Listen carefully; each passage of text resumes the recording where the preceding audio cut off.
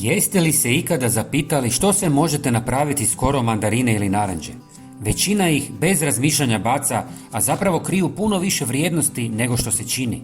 Ostanite s nama do kraja jer slijedi nekoliko zanimljivih i korisnih ideja. Nakon guljenja, kore stavite na suho mjesto i pustite da se osuše. Za otprilike 2 dana postaće potpuno tvrde i spremne za daljnju upotrebu. Osušene kore zatim sameljite u mlincu dok ne dobijete sitan, mirisan prah. Usput, zanima me odakle me gledate. Ja dolazim iz Hrvatske i uvijek mi je drago povezati se s ljudima iz raznih krajeva svijeta. Hvala vam.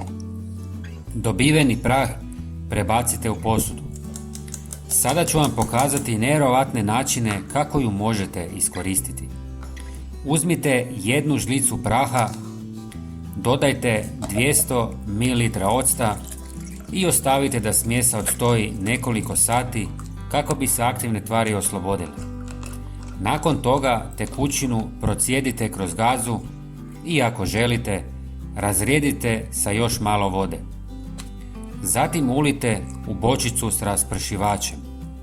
Na taj način dobivate prirodno sredstvo za čišćenje i dezinfekciju raznih površina. Kiseline iz kore pomažu i u odbijanju insekata, a prostor ostaje zaštićen i ugodno mirisan.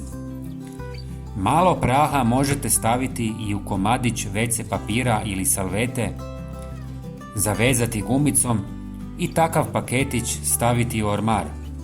Kora mandarine djeluje kao prirodna zaštita od moljaca, a istovremeno osvježava zrak. Prah je učinkovit i protiv mrava, pa ga možete posuti uz ulazna vrata ili oko biljaka u vrtu kako biste spriječili njihovo pojavljivanje. Sada dolazimo do zadnjeg trika koji je i najučinkovitiji.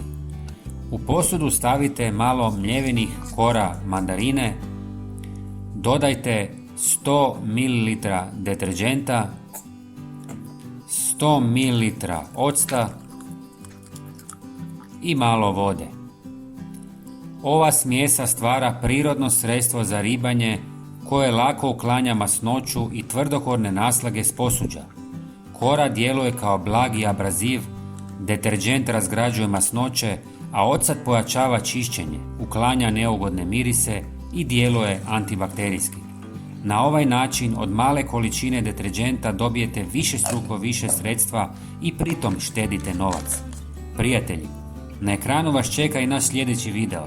Hvala vam na gledanju i vidimo se uskoro. Pozdrav!